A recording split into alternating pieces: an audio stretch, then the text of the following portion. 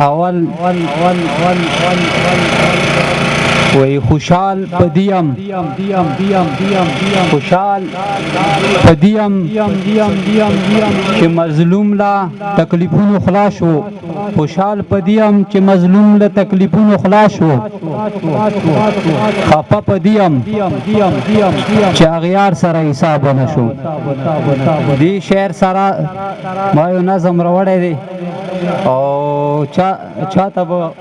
نصیحت وي چا څوک به څنګه په ځان ګڼي که نه خو د شاعر د زړه آواز وي هغه دا ته معنا وي چې هغه خپل زړه والا خبره وکړي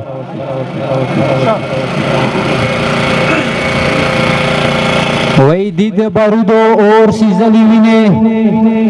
دی د بارودو اور سیزلی وینې زما د قام زما د کلی وینې تا د وجود نه مې دسکلی وینې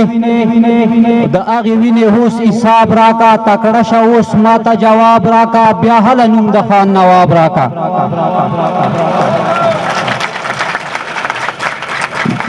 دی د بارودو اور سیزلی وینې زما د قام زما د کلی وینې تا د وجود نه مې دسکلی وینې د هغې وینې اوس حساب راکا تکړه شه اوس ما ته جواب راکا بیا هله نوم د خان نواب راکا له کور او ورک پوښتنه نشي کوی د دین مسلک پوښتنه نشي کوی یې خان ملک پوښتنه نشي کوی او بیا هسې ولې د شمله په سر ده شمله کا کوزه لوپټه په سر کا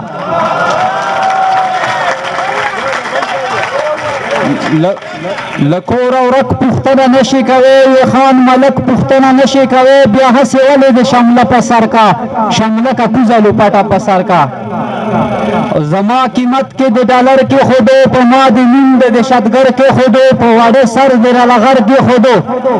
او ظالمه مو خو د ستا خپل بچي نه د روس او نه د بل بچي د تیرا غرونو د ځنګل بچي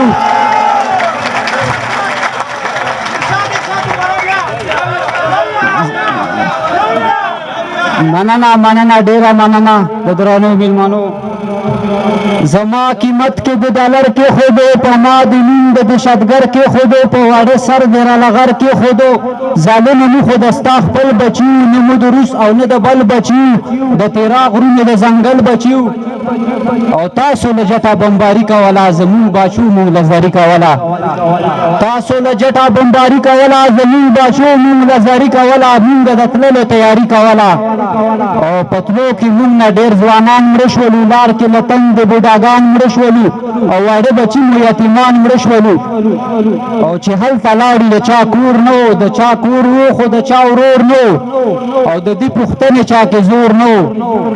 او چې هلته لاړو تا یې دوه بورې اوړه راکوو ورسره دال به دې زړه راکوو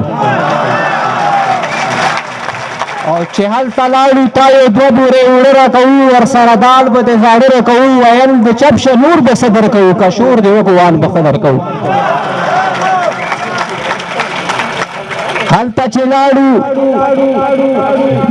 دوه بورې اوړه راکوو ورسره دال ټول زاړه راکوو ویل چپ شه نور به څه درکوو که شور دې وکړو وان به ښه درکوو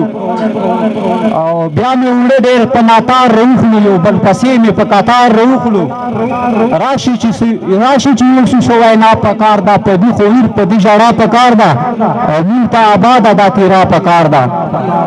او مونږ انسانان یو اخر زړونه لرو په کور کې خویندې لرو وروڼه لرو تر څو به داسې خړ مخونه لرو او اخري صادق ظهیر رب ته په داسې دعاګانو کې یم اخري مقطع ده منه بخښنه غواړم صادق اخري یو غزل درته یم نظم ختم شو یو دوه غړې دي کسان به خفه شي وی دا ننګیالي د خپل وطن په ننګ بېپته مشه دا ننګیالي د خپل وطن په ننګ بېپته مشه جګې شملې د پښتنو هېڅکله ښکته مشه او مونږ په خپله خاوره خپله جنډه ودروله په دغه خاوره د بل چا جنډه اوچته مشه